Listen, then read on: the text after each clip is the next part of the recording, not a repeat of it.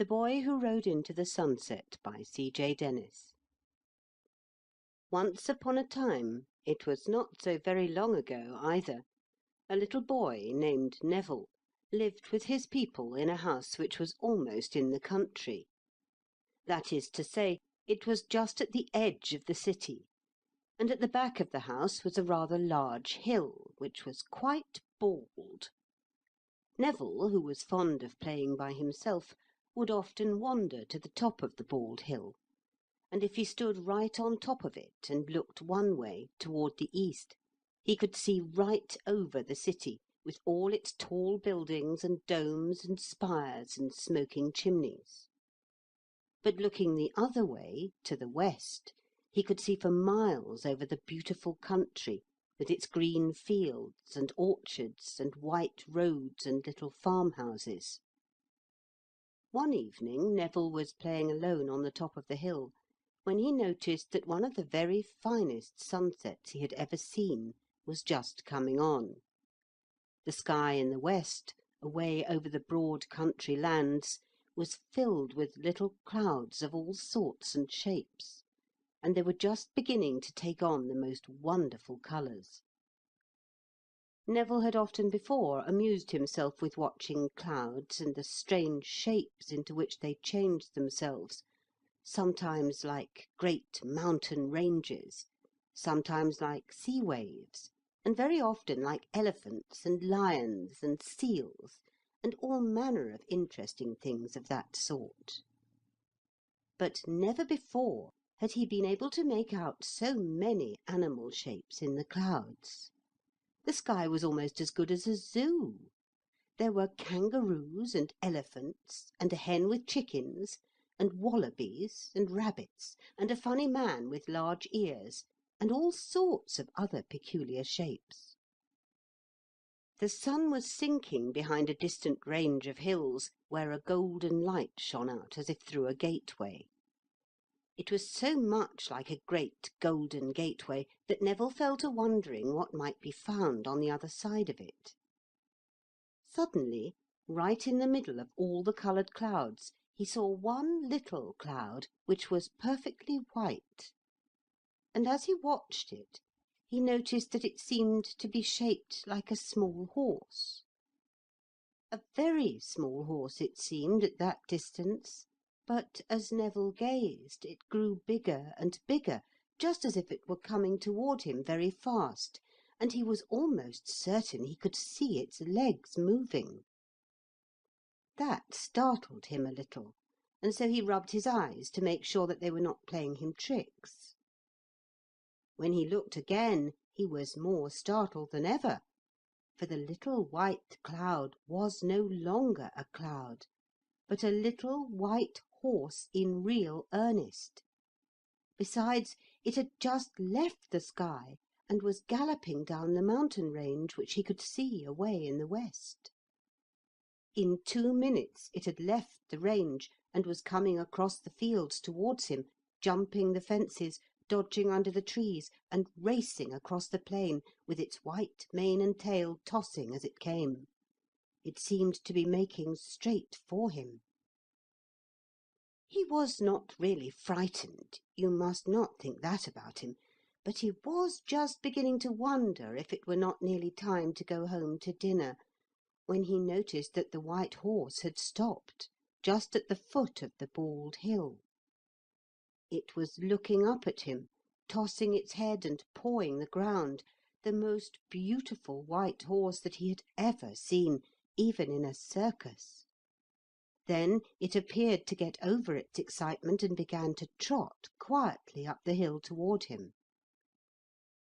I do not think any one would have blamed Neville if he had decided then to go home to dinner at once. But he was rather a brave boy, and he was certainly very curious, so he just stood still and waited. And here is where the most wonderful part of the story begins.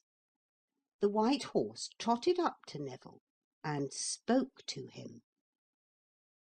That would surprise most people, and Neville was certainly as much surprised as any one else would have been. "What are you frightened of?" asked the white horse in a loud voice. Now, Neville was just a little frightened by this time, but he was not going to show it, so he just said, "Who's frightened?" "You're frightened," said the white horse, louder than ever. "You're only a timid little boy. I thought when I saw you in the distance that you were one of the plucky ones, but I was mistaken. You're just a little cowardly custard." "You'd better be careful who you're talking to," said Neville, suddenly losing his fear. Little boys do not always talk good grammar, otherwise he would have said whom, not who. He hated to be called a cowardly custard. "You'd better be careful, or I'll give you a bang." "Aha!" cried the white horse. "Very brave all at once, aren't you? All the same, you're afraid to come near and stroke me." "But I don't want to stroke you," said Neville. "I thought not," replied the white horse. "I thought not, the moment I got close to you. You're one of the frightened ones, and I've been wasting my time." "Who's frightened?" said Neville again. "You asked that before," replied the white horse, "and I told you. If you're not frightened, come along and stroke me. There's nothing to be afraid of." So Neville walked right up to the white horse and stroked his shoulder. And at once he felt that he had been foolish to hold back. For of all the smooth, soft, silky coats he had ever stroked, that of the white horse was certainly the smoothest and the softest and the silkiest. He felt that he could go on stroking it for hours. "There now," said the white horse, in a voice as soft and silky as his coat. "There was nothing to be afraid of, was there? And I think that perhaps I was mistaken about you. I rather think you might be one of those daring boys that one reads about in stories. What about jumping on my back for a little ride?" Neville ceased to stroke the white horse and drew back a little. "I'm afraid they'll be expecting me home for dinner," he said. "I'm very pleased indeed to have met you." Neville was always a polite little boy. "The very thing!" cried the white horse. "Jump on my back and I'll take you home. You liked stroking me, didn't you? Well, that's nothing to the ride you will enjoy, simply nothing. Why, all the boldest riders in the world would give their ears just for one little ride on my back. Now then, 1, 2, 3, and up you go." Then, before Neville quite knew what he was doing, he made a little run and leapt up astride of the white horse. "I live just over there," said Neville, pointing towards his home.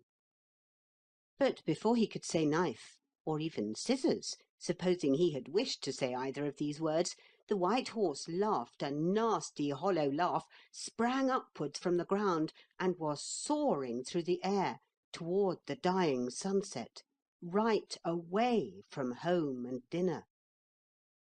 Neville clung on tightly, for he was so high above the earth that to fall off would mean the end of him. And far beneath him he saw the green fields and the white road, which now seemed like a mere thread. "That's not fair! Whoa, back! Whoa, back!" he shouted to the white horse. But the white horse made no reply.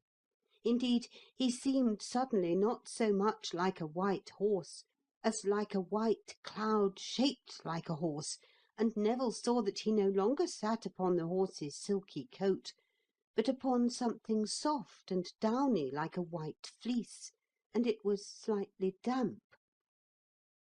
Then he knew that he was riding upon a cloud, and as it was quite absurd to go on talking to a cloud, he ceased to cry out. He just sat tight and wondered what would happen next. He was high over a farmhouse now, one that he used to see from the Bald Hill. He knew it by the tall pine trees that grew round it, and down in the farmyard he saw a man with a bucket going out to feed the calves. Neville called loudly to him, but the man did not even look up. Now he was far beyond that farmhouse and above an orchard, where he saw the fruit trees standing in straight rows, and a few seconds later the mountain range was beneath him, and Neville knew that the cloud that looked like a horse was making straight for the Golden Gateway, which was now glowing dully in a grey sky.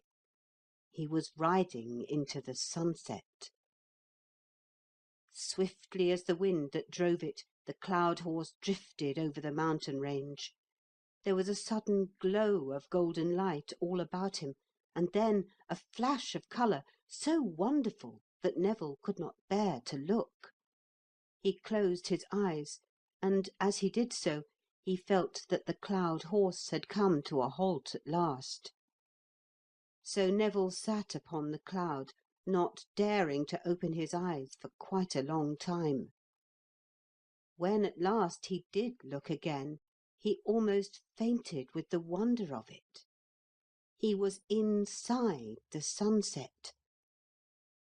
But scarcely had he begun to enjoy the wonderful sight when he was startled by the sound of a funny, shrill little voice close by his side.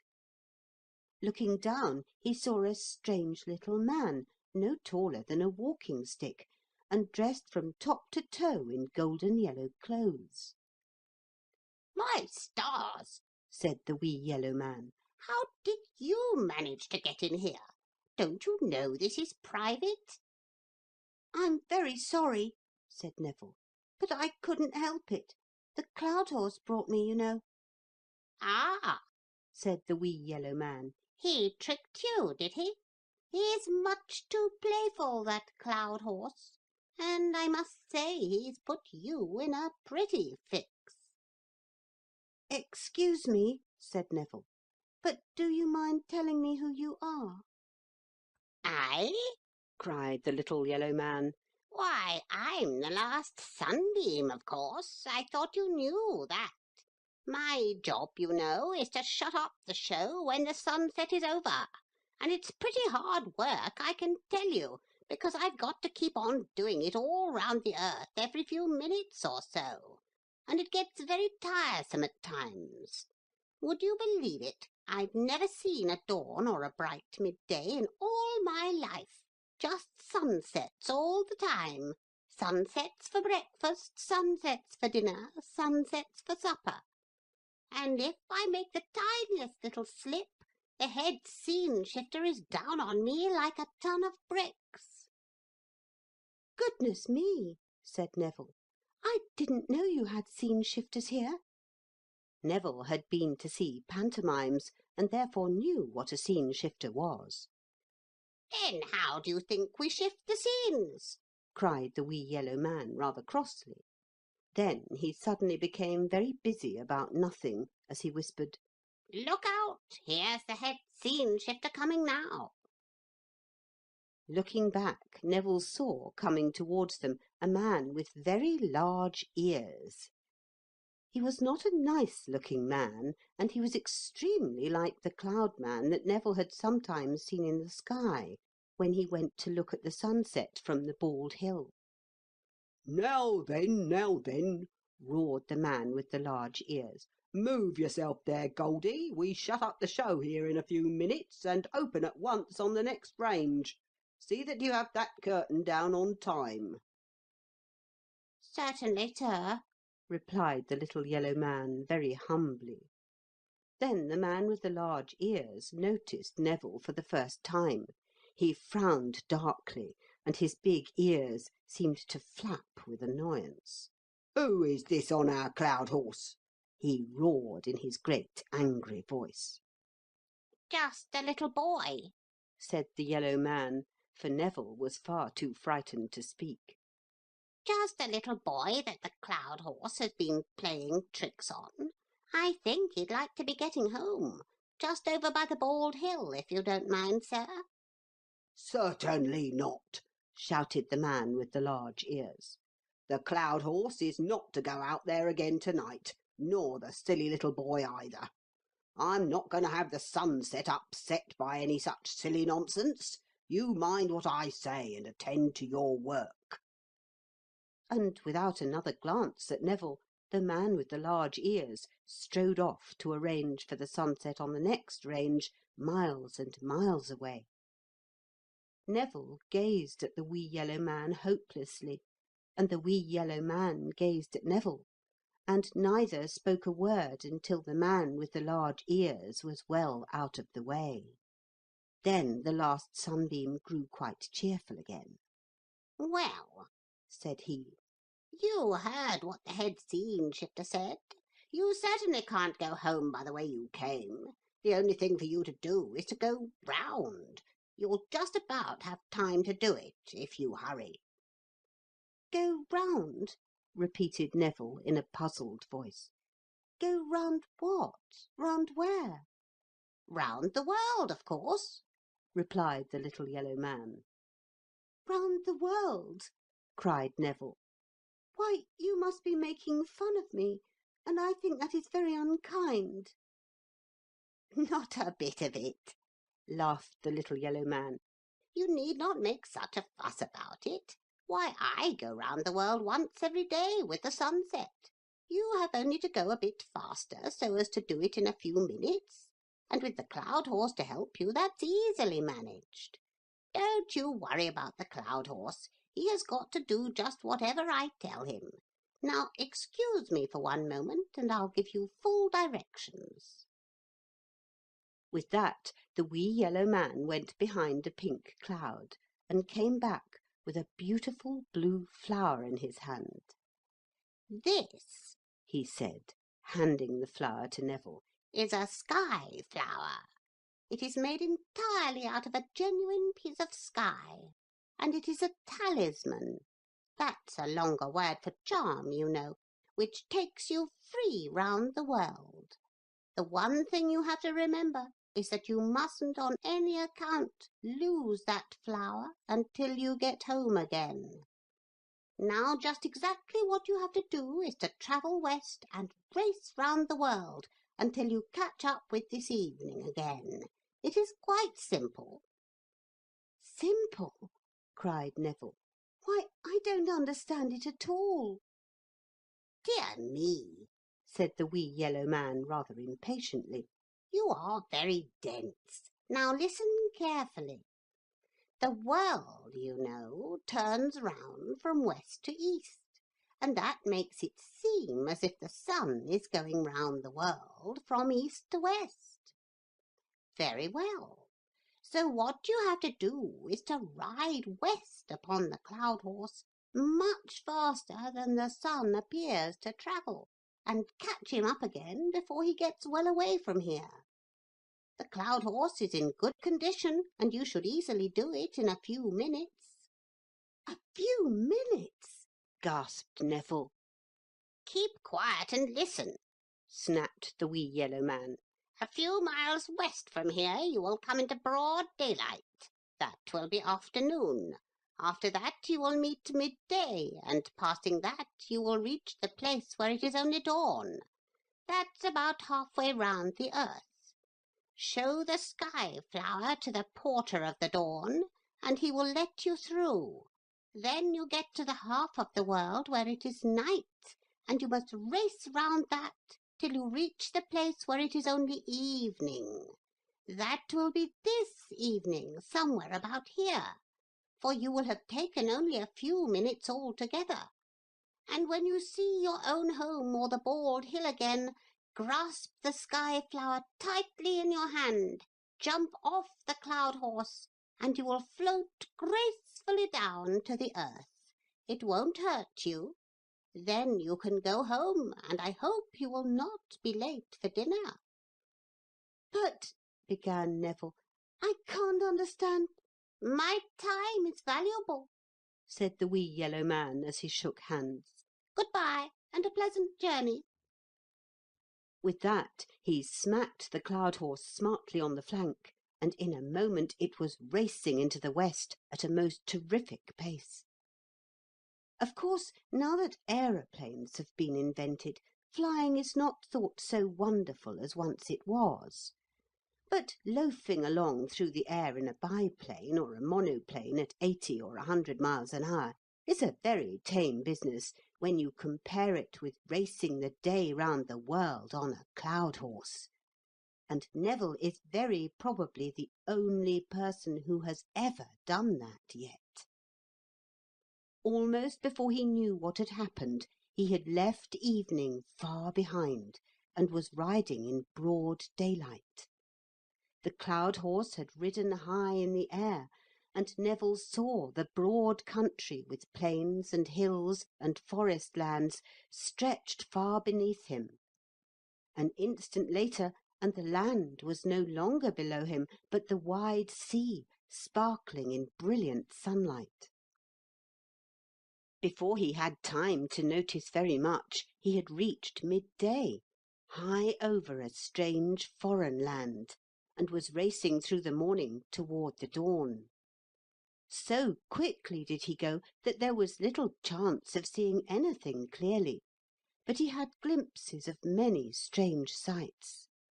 Many ships he saw upon the sea, small ships and stately steamers, crawling over the ocean like strange water beetles. Once, as the cloud horse drifted low, Neville saw a beautiful sailing ship with all sails set and strange-looking men upon the deck. They looked very like pirates, and perhaps they were. But Neville had no time to make sure, for the very next minute he was over a wild land where he saw a horde of black men with spears and clubs hunting an elephant through a clearing in a great jungle. As he looked, the elephant turned to charge the hunters, but what happened then Neville did not see, for in a moment more he was above a great city, with crowds of people in the streets, people dressed in strange bright-coloured clothes, and there were bells ringing and whistles blowing. Then a great desert spread beneath him, with no living thing in sight but a great tawny lion prowling over the sand. Then came the sea again, and more ships. And the light began to grow dim, for he was nearly halfway round the earth, and was approaching the dawn. Dimmer grew the light, and dimmer yet, just as though evening were coming, and before him Neville saw the dawn like a silvery gateway in the sky.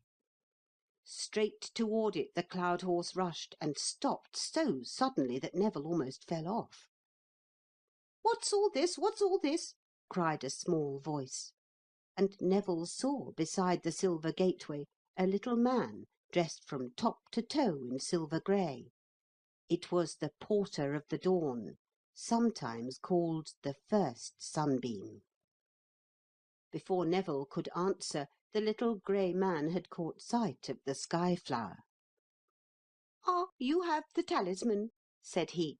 "Pass in, and don't stop to gossip, because I'm very busy this morning. A pleasant journey," he added, as he smacked the cloud horse on the shoulder, and in an instant Neville had passed through the dawn and plunged into the night. It was a dark night with no moon, for the sky was overcast with dense clouds. Above these the cloud horse flew, and overhead Neville saw the rushing stars, and below only the blackness of heavy clouds. But more often the cloud horse flew low, and then there was little to be seen. By the lights of moving ships Neville knew that sometimes he was above the sea. Sometimes twinkling lights in towns or solitary farms, or the sudden blaze of a great city told him that the land was beneath him. Once through the blackness he saw a great forest fire upon an island, and the light of it lit up the sea and showed the natives crowded upon the beach and in the shallows, and some making off in canoes. Then darkness swallowed the cloud horse again, and the blazing island was left far behind. After that Neville began to feel a little drowsy. Perhaps he did sleep a little, for the next thing he saw was a faint light in the sky before him, as though the dawn were coming. But he knew it must be the evening, because he was coming back to the place from which he had started, and was catching up with the sun. You see, he had only been gone a few minutes. The cloud horse flew very low now, and rapidly the darkness grew less. Then, long before he expected it, Neville saw the roof of his own home below him. He could see the garden in the twilight, and his own dog sniffing about among the trees as though in search of him. Neville began to think about jumping now, and he was rather nervous. He might land softly, and he might not. He only had the wee yellow man's word for that. Then, to his horror, he saw that they had passed his home and were over the bald hill. There was no time to lose. The cloud horse was taking him into the sunset again, and if he did, what would the head scene shifter say then? So, grasping the sky flower very tightly, Neville closed his eyes and jumped. He half expected to fall quickly and be dashed to pieces upon the earth, but instead he floated in the air like a feather, swaying and drifting and slowly sinking all the time towards the ground. It was a very pleasant sensation indeed. The bald hill was beneath him as he came slowly down, down, down. He could see the cloud horse, now little more than a small white speck, rushing on to catch the sunset, and still he sank down ever so slowly towards the top of the bald hill. His little dog had caught sight of him now, and came rushing out the gate and up the bald hill, barking loudly, and he kept on sinking nearer to the earth, down, down, nearer and nearer, and then, quite suddenly, he seemed to forget everything. The next thing Neville remembered was feeling something wet and warm upon his cheek. He opened his eyes and saw that the little dog was licking his face. Sitting up, he looked about him. He was in the grass on the top of the bald hill.